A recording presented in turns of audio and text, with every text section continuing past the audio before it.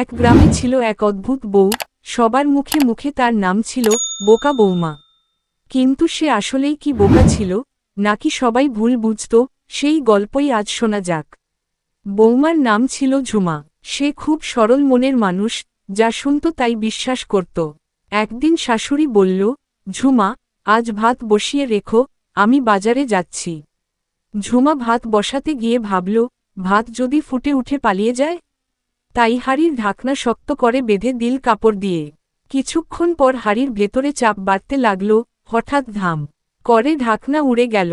ঝুমা ভয়ে চিৎকার করে বলল, ও মা, ভাত রাগ করে পালিয়ে গেল। পাড়ার লোকজন ছুটে এসে দেখে পুরো রান্নাঘর এলোমেলো।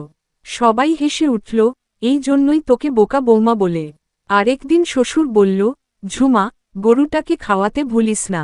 ঝুমা ভাবল, গরু কি খেতে পছন্দ করে? সেই নিজের থালা থেকে ভাত, ডাল, এমনকি মিষ্টিও এনে গরুর সামনে দিল। গরু কিছুই খেল না। তখন ঝুমা বলল, তুমি এত খুঁতখুঁতে কেন? আমি তো সব ভালো জিনিসই দিলাম।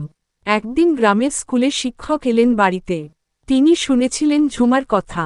তিনি ঝুমাকে জিজ্ঞেস করলেন, তুমি কি পড়তে জানো?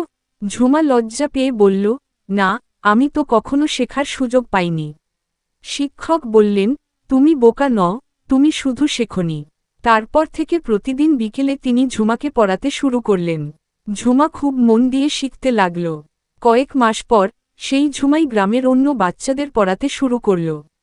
এখন আর কেউ তাকে বোকা বলে না, বরং সবাই বলে, ঝুমা খুব বুদ্ধিমতী। একদিন শাশুড়ি হাসতে হাসতে বলল, তুই তো এখন আমাদের গ্রামের গর্ব।